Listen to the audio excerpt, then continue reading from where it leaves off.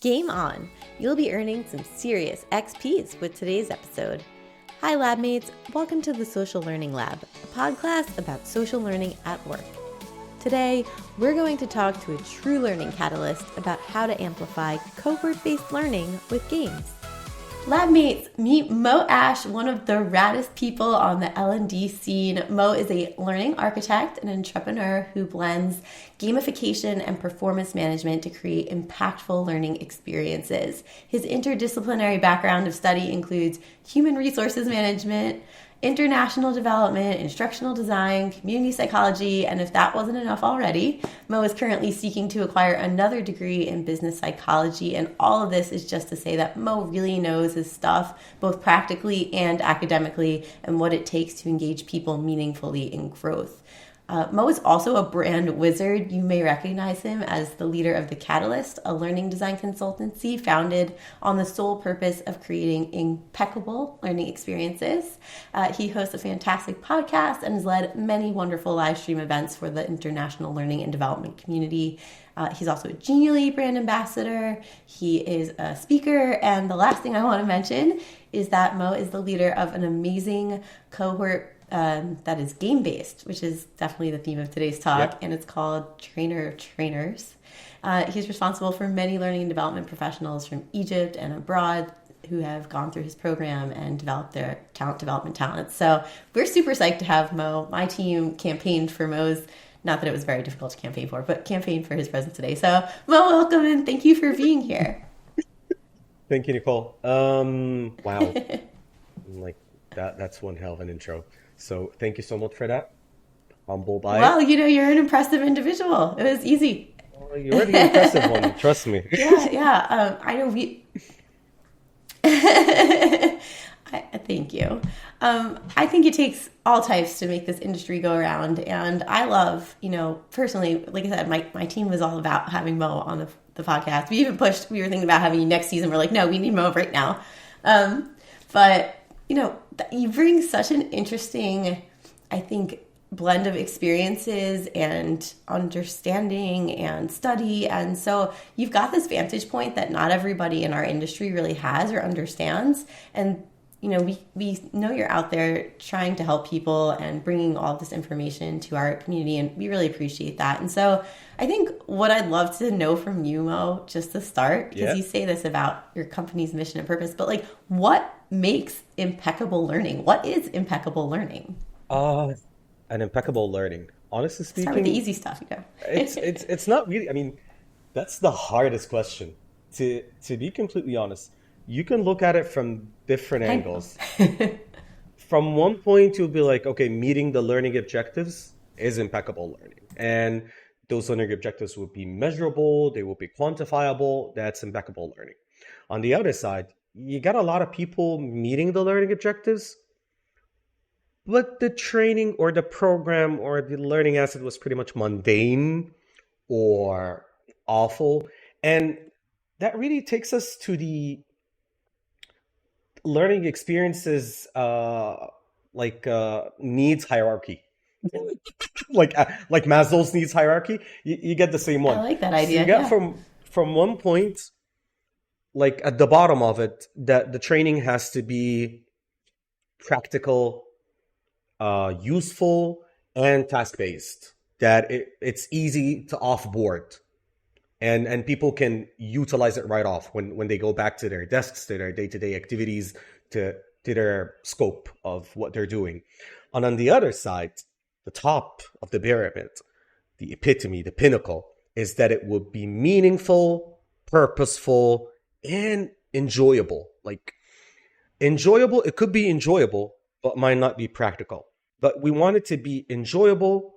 We want it to be purposeful, meeting the purpose that people are aspiring towards. And also we want it to be meaningful, that it relates to them. It anchors something that they can capitalize on in what they do.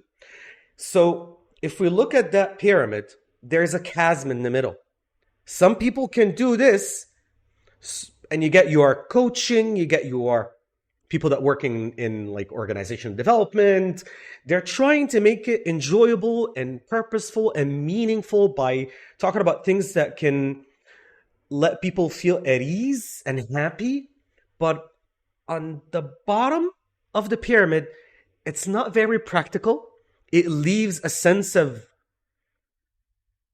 nice, a sense of like significance, but not practical significance. It's not significance that is tool-based or backed up.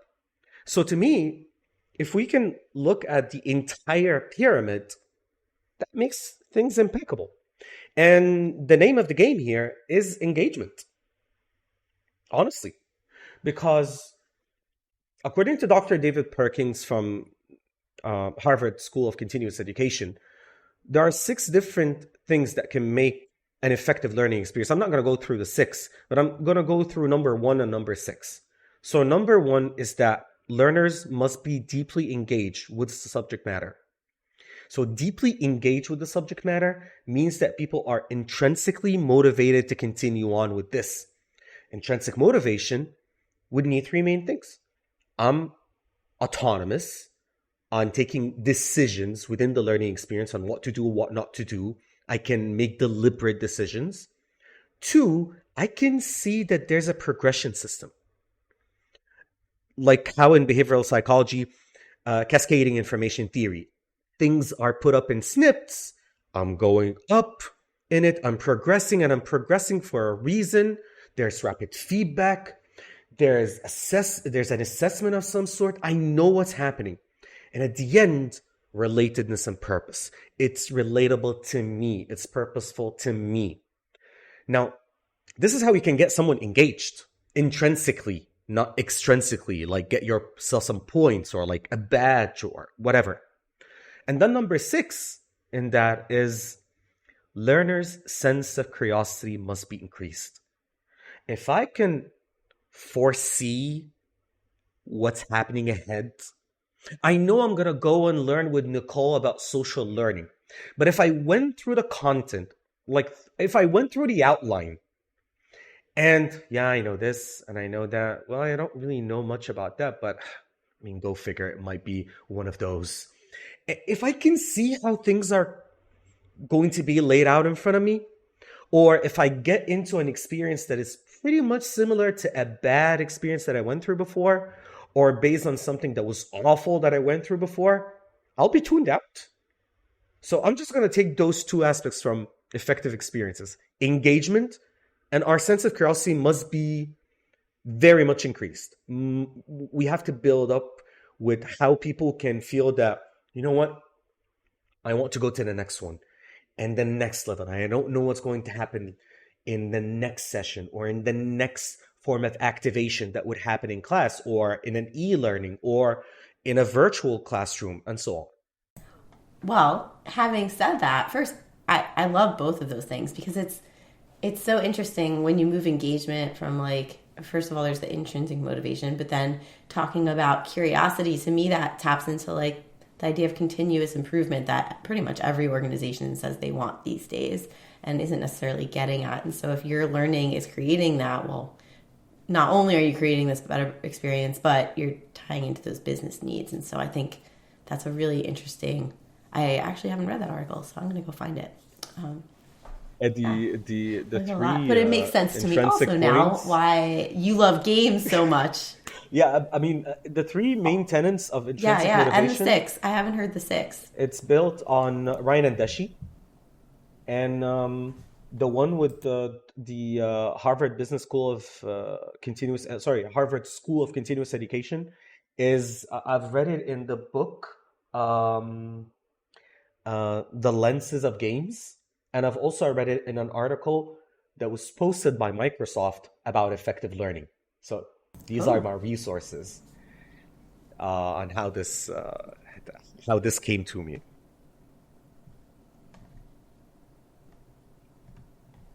Awesome. Well, I mean, so that gives me just this great segue because I really want to talk about this next, but games. You love games for learning, and hearing you talk about what makes impeccable learning, it's very obvious to me, or at least it seems obvious to me, why you've made that connection or why you love games so much, but like I really have not played that many games for at least corporate learning and development. And so,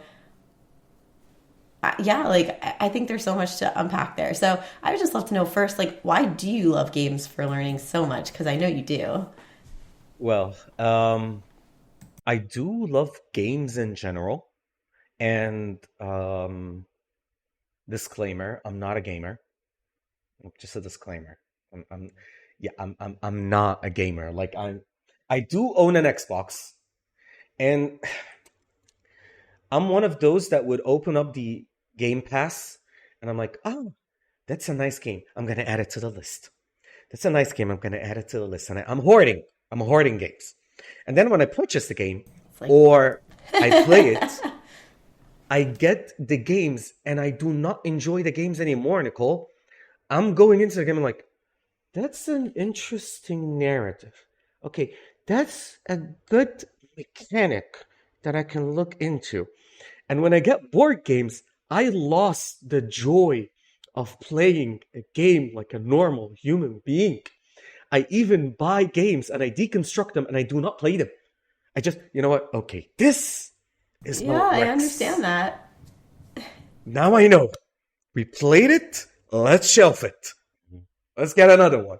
So I'm not a gamer, but the way I got into games is that when I was a kid, I used to play board games that would take like 6 hours at least, like games like Risk, games like Catan, um, Yeah. games like Diplomacy, Ticket to Ride, all of those.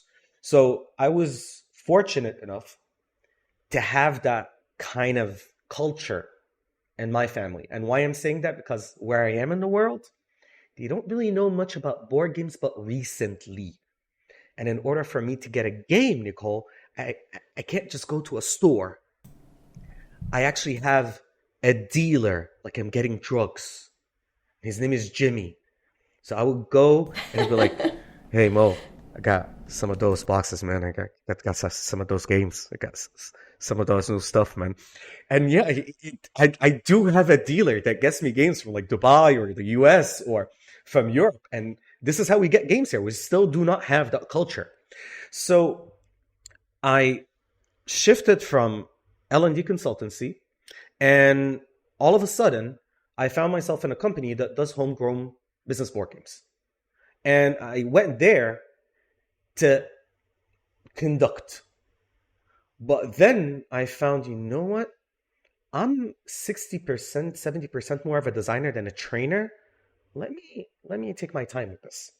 And what I found is that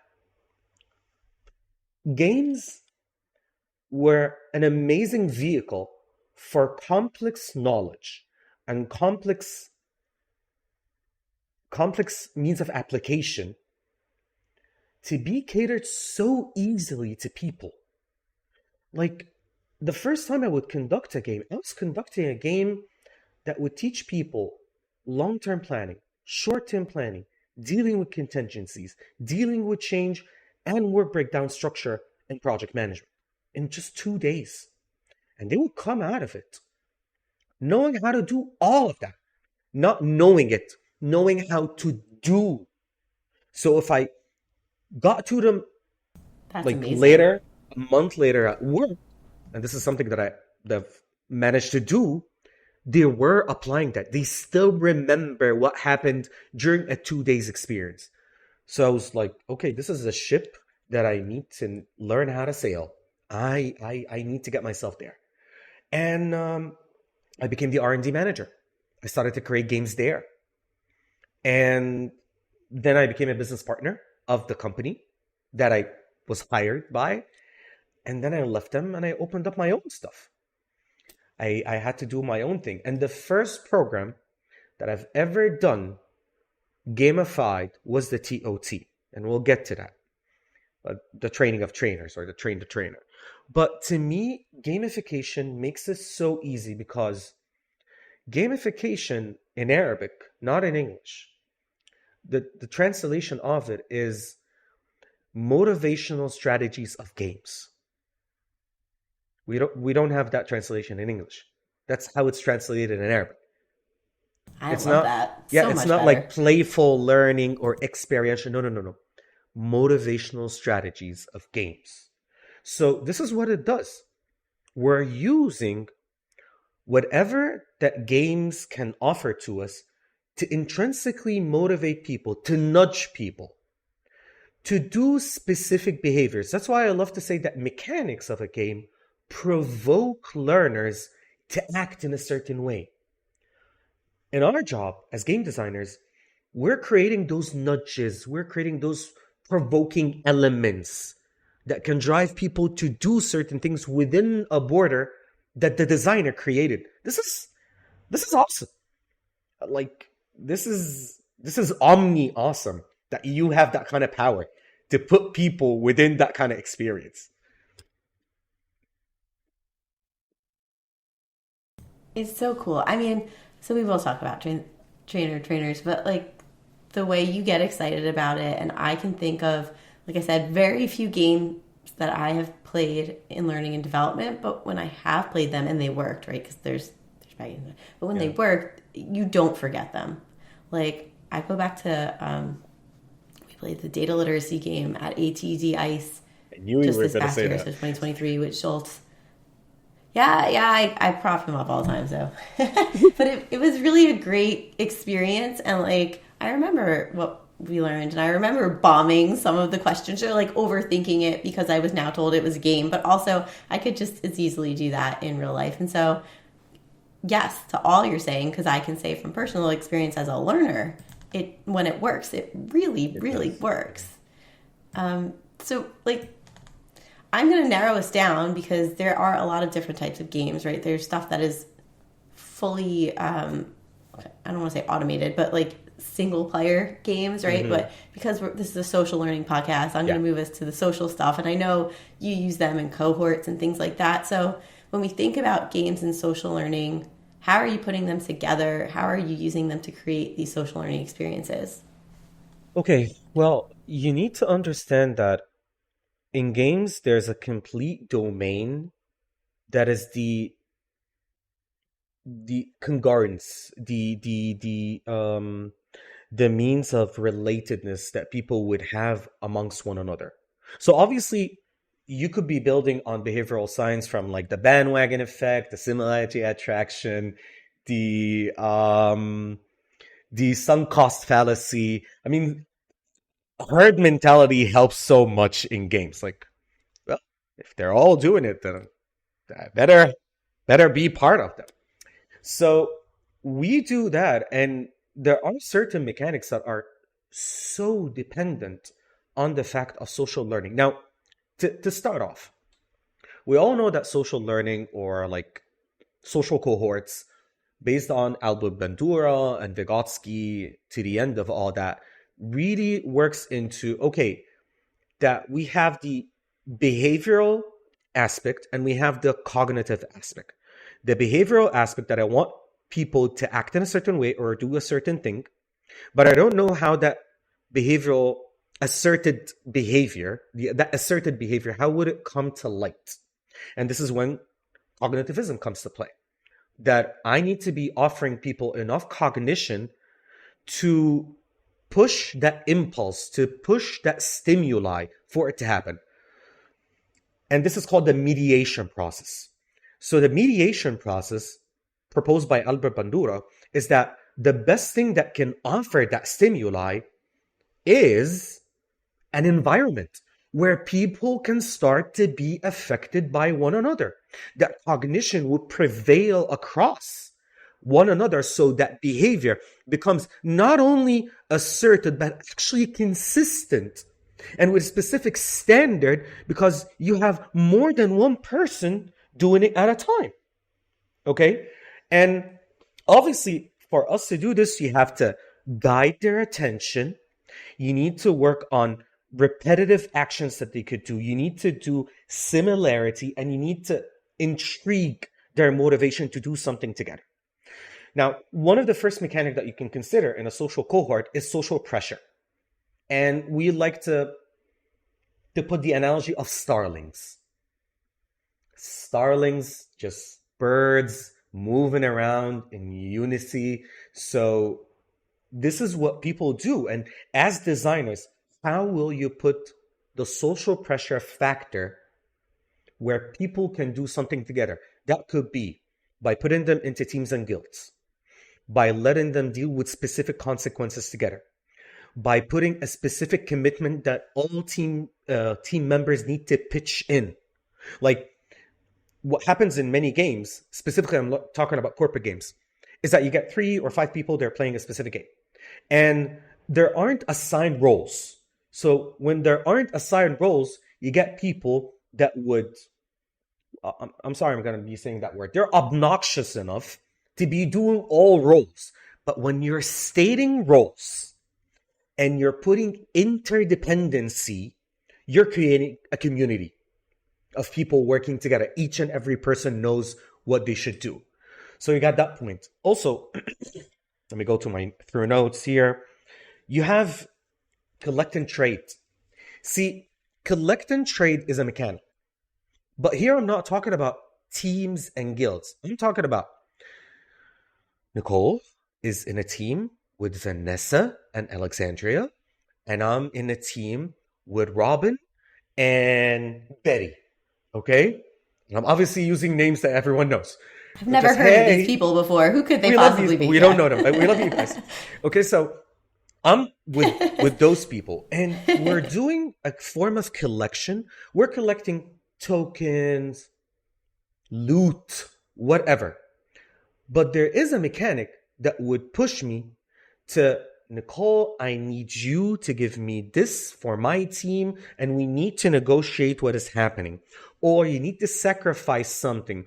Or we're both at a point in the game where one of us loses and the other gains with conditions. This is the collect and trade. So you're not trying to only depend on your team and isolate them, but you want also the entire hemisphere, the entire environment to work with one another.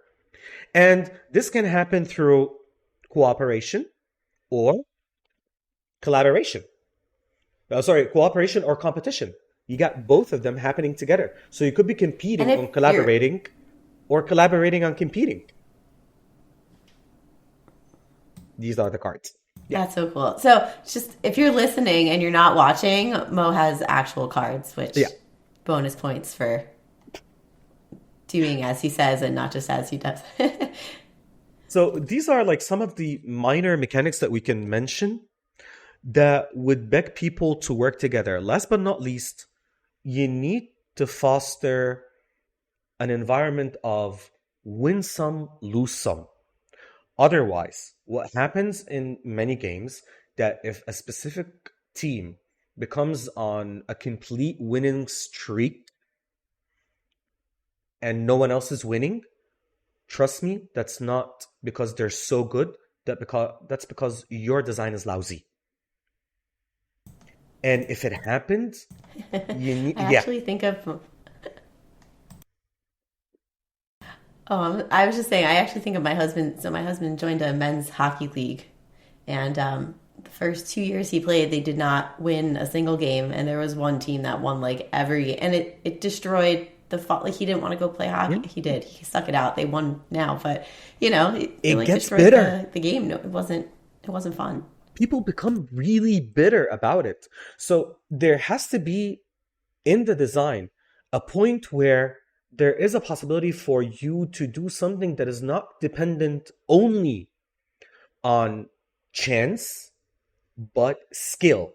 So you have this axes, chance and skill. You need to find an equilibrium. So if it's dependent completely on skill, you could have your winning team, a premier team that is so good and they're working together, and the other team just feels that they're failures and they're terrible. Well, thank you so much. No learning would happen.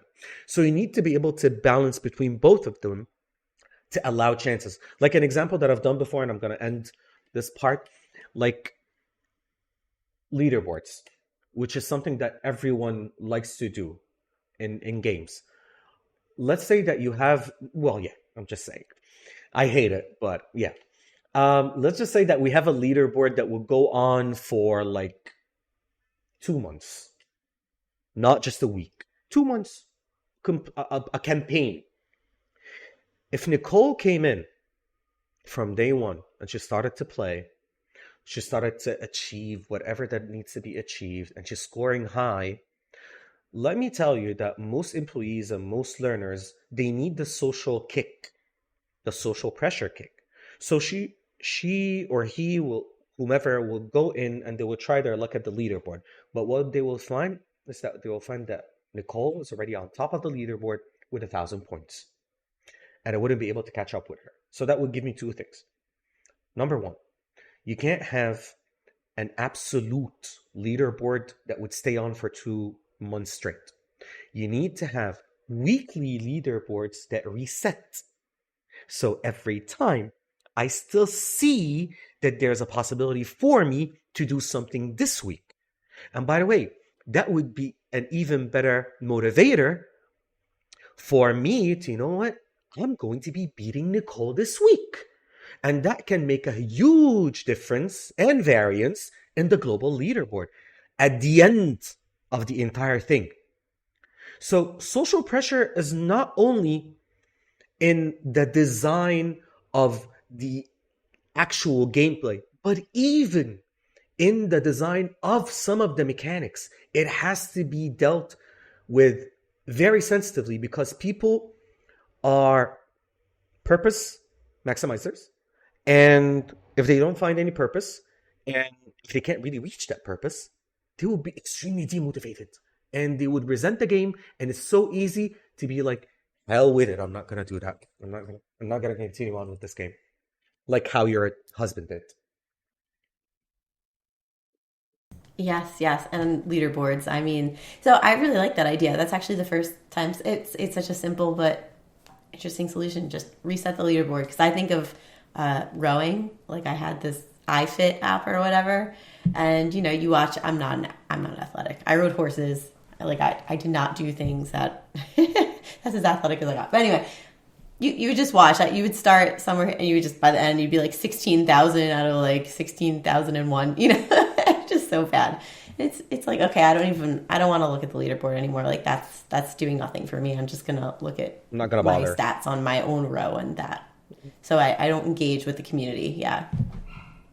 It's interesting. But so you've done this, this isn't just theory. Like you do this in practice. And so I'm going to segue over to that wonderful trainer's experience because I just think it's so cool. I wish I could come in and do it myself, honestly. Maybe someday I can. But tell us about it. Like, how did you think about it? What are maybe some of the mechanics that you employed? Why is it so impactful? Okay. Well, Train the Trainer had some problems to me. So I've been delivering Train the Trainer programs since 2014. So it's been 9 years delivering these type of programs. And the first time I've done it, we were 4 trainers delivering. And I was the main designer at the beginning.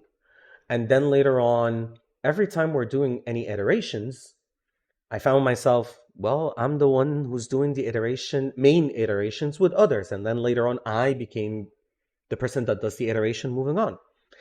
Till I left them, and because it was with a specific provider, with a specific service provider, and I started to do my own thing. Now, my own thing is the catalyst. So how am I going to be promoting my business? And also, I need to be promoting what I believe is extremely important for Train the Trainer, especially that I'm going to be designing and delivering all on my own. So number one, I need another trainer with me. Why? Because people, and this is learner-centered, people need to see diversity. They need to see a guy and a gal, 2 guys, anything, any other type. So they wouldn't be fixated on, okay, in order for you to be a trainer, you need to behavioral model what I'm doing. That's number one. And this is extremely important because people start to relate to differences, and they can see that it's done differently from one person to the other. That's number one. Number two, the thing that I've been always convinced with, that being a trainer is not dependent on how eloquent and how good you are as a public speaker. That's a load of crap. Sorry, I'm going to say this on your class, but yeah, that's a load of crap. It is so dependent on how good your design is.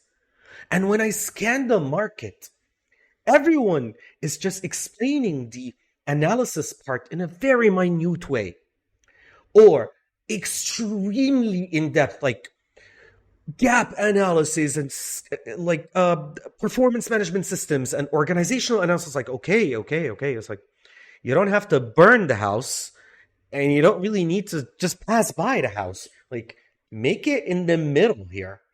And then the second part is that the design was explained in a very, I'm not going to say shallow, but in a very overly simplified way, which produces trainers that really do not know what actions are, that really don't know the importance of having controllable learning objectives, and they don't really know how to train upon them.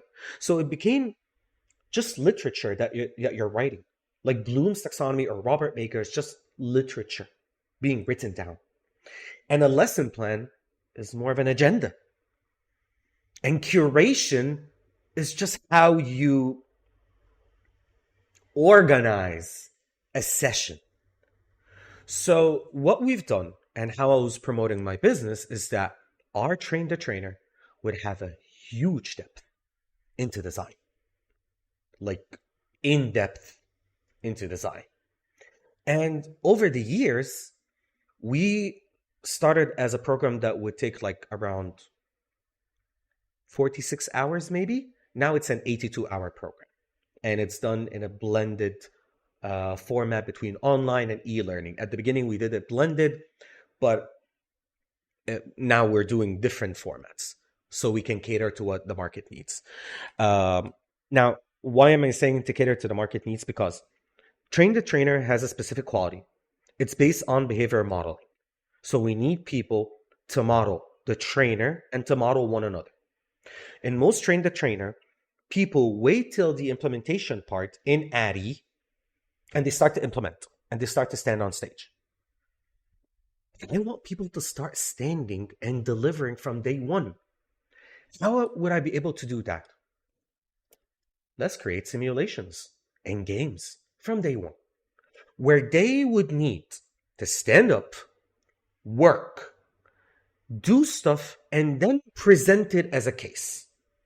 I'm not going to be telling them that what they're doing is training, but I will be looking at them, and I will be even correcting their stance, how they're distributing attention. I'll be like, hey, Minna, Sally, you're a trainer. Look at them. Don't look at me. Look at them. Distribute attention. You should stop the pendulum movement. Like, stand straight. We're not looking into the delivery part in ADDIE, or like the implementation part, but I'm building from there. And I'm like, okay, so I'm going to be putting different challenges and quests that will push them to do this. That's number one. Number two, I need them to work together. The program is pretty complex, and it's dense and tough. How will I be able to make it easier, or let's not say easier, smoother? Well, create communities of practice. Create deals and contracts between people where they can depend on one another. Because what happens, by the way, and it happened more in more than one cohort, is that they meet outside of the program as teams, and they work together. They do the assignments together. Bob Pike once said it, that in any training environment, it's 80% from the audience, 20% from the trainer or the instructor. So your people hold the fabric of your experience, because we're dealing with knowledgeable individuals that came with their own luggage. So I need to build on them in a divergent way, not in a very convergent fashion or format. So I was like, okay, then that would need for them to be teams and guilds. Good. Now, I need to make sure that there's continuous formative assessments. Then I need to find a way where each and every session, my curation, my design curation is spiral. It builds up and it goes on, and it builds up and it goes on. And it took me some time to look for an app or a tool, and I did. I found an app that I'm telling it to everyone. It costs peanuts, and it really depends on the kind of design that you're going to be putting in it. And by the way, Nicole, it's for teachers, not trainers, but I've used it with adults, and they get excited about it. Okay, so the app is called Classcraft. Classcraft. I don't know if you know about it or not. No, I'm literally taking lots of mental notes, and I'm gonna go check that one out too. Classcraft is so easy. It costs $100 a year, which is peanuts if this is your business or if this is something that you're doing. Exactly. See, $100 a year, and you know how much the softwares and the stuff that we use cost. So, oh my God, yeah, it's one of my biggest business expenses. Thousands. So the point is, I can go in, and the game already works like Warcraft or StarCraft. You already have 3 factions. You have the mage, you have the healers, and you have the warriors. The warriors always have the shield and the highest level of hearts that they can always defend the team. And you have the mage that has the highest action points where they can use their magical abilities and their powers. And they can even disperse it across the rest of the team. And then you have the healer who can help the mage, can help the warrior if their health or their hearts got depleted. So at the beginning, during the orientation session, I tell them whether there were 3 or there were 4 or there were 5 in a team, choose your character and choose wisely and who will be doing what. Interesting. And they will be accordingly from day one. Getting to know one another, who wants to be this, who wants to be that, what is the game.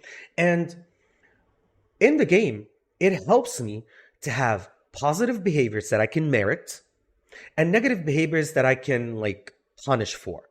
And I don't really use the negative behaviors that much because they're adults. But if someone got late to class by an hour or something, I'm going to deplete hearts. And the game has a lovely option in it. One of the tools is a formative review. And I have a library of quizzes that I've done that I disperse across the program to use, so it could be my own form of learning analytics. And the beauty of it is that it picks a student randomly or it picks a learner randomly and it asks them a question. Every time what happens is that they help one another and they all get gold and they all get XPs. Now let's take it to the gold. The gold. They can customize their character. They can buy pets and the pets gets them more gold. And I have a reward by the end of the program where they would who would be the best gamer that would get a gift, a board game of my choice to gift it to the best gamer. But that's not only because they went through the formative parts and the assignments. No. There's another thing that I've done. I'm utilizing adaptive learning. I've created a parallel 17 quests. Each and every quest would not take no more than 5 to 15 minutes about things that they can learn extra about training and development. If they went through it at their own time, they would get extra XP and extra gold.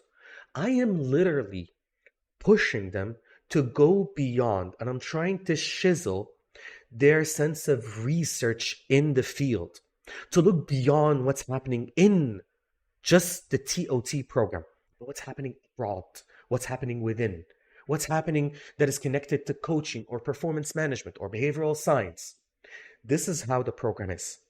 So they are in factions, they help one another, And you go all the way till we do something called a mock simulation. Each and every team gets to present their own argument individually, but as a team. And then at the end, we have our own graduation. This was the making in 2018, and now it's 2023. We have been going into 12 rounds of the program, and we have graduated over 140 people so far with that model, or I'm sorry, with that framework of practice. Yeah. That's amazing. There's just so much you said in that short amount of time that is so valuable and so thoughtful about how you create these moments. And so, I mean, I'm going to try to unwrap a few, but like so you talk about, the mages, the healers, the warriors, all having their different part to play. And so we have this more academic concept of like jigsaw learning, but I noticed that neither of those, putting people into teams or that, they don't really, again, get used all that much in learning and development. And like, I love the idea of side quests and quests when we talk about learning journeys, but again, I don't know where the disconnect is, but I would love to see that embedded so much more. And you're saying not only have you run all these people through this program, but like outcomes, you're doing analytics. Like what are you seeing from a learning and maybe impact perspective? Well, what we're seeing is that number one, I never, ever, ever, and I stopped doing that, put expectations to people. I stopped setting expectations. Sometimes you get someone in and you know what? That dude has huge potential. I can see him skyrocketing. And the other person, you know what? Nah, he's going to struggle or she's going to struggle. And at the end, usually that's not really the case.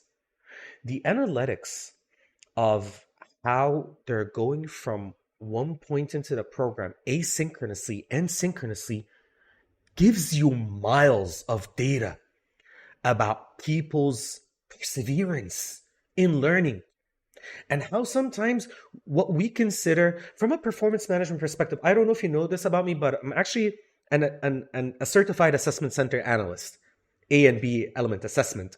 I used to do psychometrics, and you will get people into psychometrics and you can manage and understand more about their potential. And I used to go to companies and I do their 9-box performance matrix, potential and performance, and see where people will be. Bullshit. You need, literally, yes, you need to see frequency and ongoing feedback. And one of the things that people love, Nicole, and it always like smacks them in the head. Mo, you actually read the assignment? I'm like, yeah. Because each and every person in class gets an individualized feedback about what they've done and details about how they can develop. It works tremendously with them. They thought they would be like getting a feedback that is, good job, continue on, keep it up. No. I send them C+.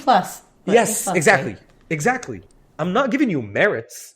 I am assessing what you've done. Starting from the second assignment, when they actually see that there's feedback and there's attention, synchronously or asynchronously, you would find the analytics and the trends are different. And some people that you would think that they have potential, but they're not really putting in the work, depending on, well, my God-gifted talents, they don't really get all the way to the end unless their team helped them out. Unless social pressure again. So, yeah. Interesting. Teams can help you out to grow, and other times, it's on you, boo-boo. Well, we tried. We couldn't. So I really love this whole concept because, well, first of all, when I used to teach from data to design, that was, and it still is one of the biggest sellers. They're like, no, don't run it again if you're not going to do personalized feedback. But it's amazing to me and how, well, we know it's impactful, but again, we're not doing it that much. But it shows you care, and that's a lot of it. But the other thing I want to push that you've really said, and I'm going to probably make this like our last big point, is just that I'm with you. a lot of times in L&D, we value high performers. Yeah, we value high performers. We say, this person's a high performer, therefore I'm going to give them more training, more opportunities. But we don't value the person who we also hired because we thought they were talented and somehow just isn't branded as the high performer. Maybe, I don't know, it could be for genuine reasons or, but what you're saying is that assumption is often wrong. Mm-hmm. And by only giving them learning opportunities when they're labeled high performer, we've essentially made it so the high performer is only going to stay the high performer, where these other people don't get opportunities to excel on their terms, when maybe they just need a little bit of scaffolding to get to that level so they could then excel like that high performer is excelling. And I think that's such an important point to make. It's the point that since I was a training manager before, and I've run training teams. Meriting and praising the high performer and keeping the low performer, both is a self-fulfilling prophecy. You're just grooming them to fail or to win. Okay? Now, the point of the matter is, what did you do to, number one, understand why they're acting this way? And is the high performer based on KPIs and based on actual performance, or is it because they can do certain things easily? Let me stop here for a moment. If they're doing certain things easily and they're excelling in what they're doing, let me warn you, they're going to leave you pretty soon.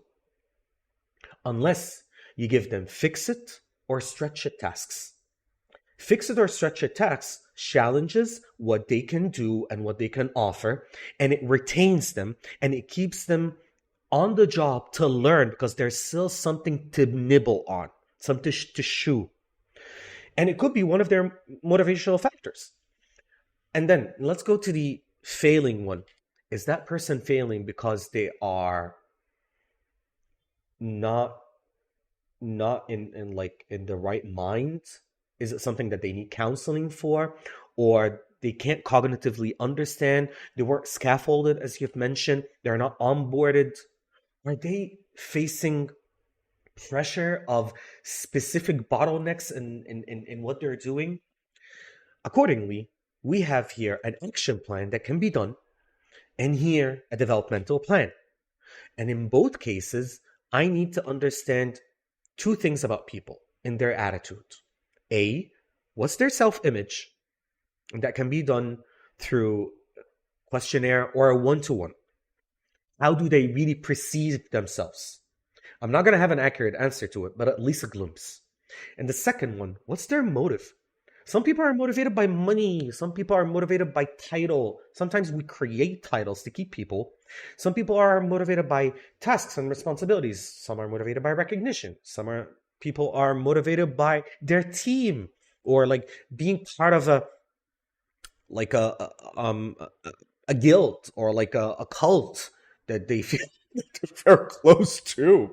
Okay, but I need to understand this before I can call a final judgment on whether, one, they need training, two, they need what kind of performance, or three, do I need to terminate or transfer? That's always been a problem. Yes. So I'm going to yes to all of that. Like, I think everyone should just listen to this episode on repeat, because there's so much that is pertinent, valuable, that kind of gets skipped in the shuffle of we create e-learning, or maybe ignoring the social factors, whether you're designing social learning or just thinking about the fact that humans are social beings and it influences how we do things.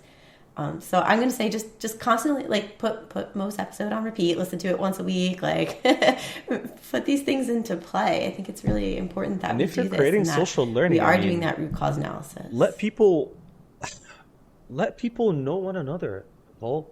Because people think that, you know what, I'm going to be adding a forum and a discussion board, and I'm going to do this and this, and no one visits it. Well, if you're not going to be putting any way for people to have more horizontal communication between them and one another, and you're pushing that to happen, it's like you're in a bar.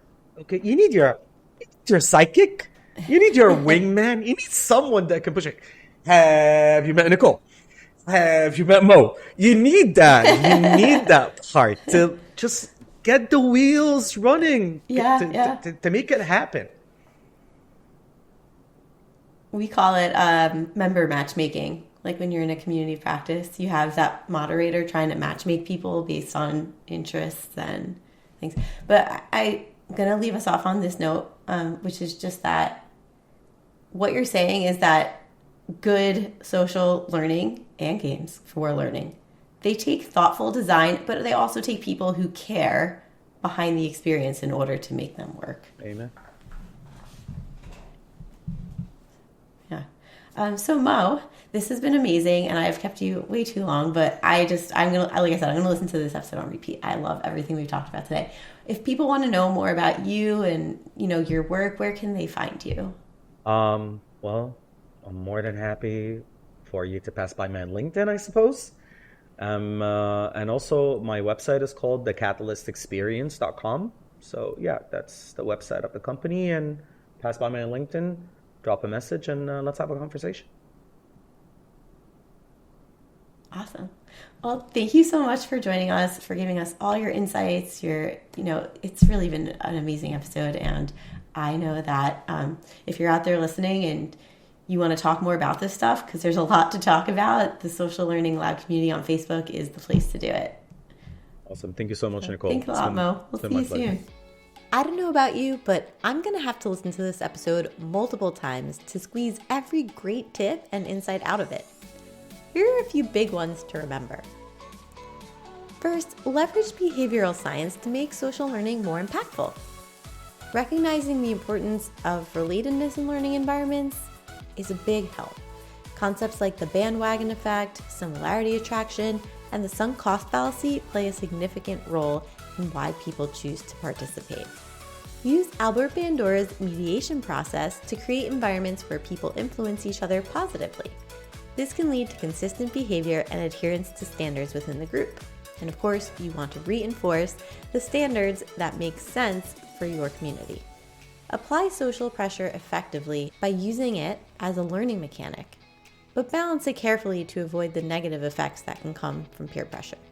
And of course, avoid gamification for gamification's sake. Ensure that you're using gamification in meaningful ways, not just dropping in game elements to say you created interactivity. Again, there was a whole lot in that episode, and so I hope you'll listen back and consider what makes sense for you to apply in your context. Now on to the experiment. It wouldn't be a game episode without a game to play. So in the experiment brief, you'll find a fun multiplayer game. You'll witness games for learning in action and learn more about social learning through this experiment. You can snag your copy of the experiment brief in the show notes or the Social Learning Lab community on Facebook. And of course, we encourage you to share the results of your experiment in the community as well. It's an opportunity for you to get feedback and insights from peers and get social about social learning. Well, thanks for joining us. And please, if you enjoyed the episode, give us a review, like, subscribe, or share the episode so we can continue to build a supportive group of social learning enthusiasts. Until next time, keep making learning that matters.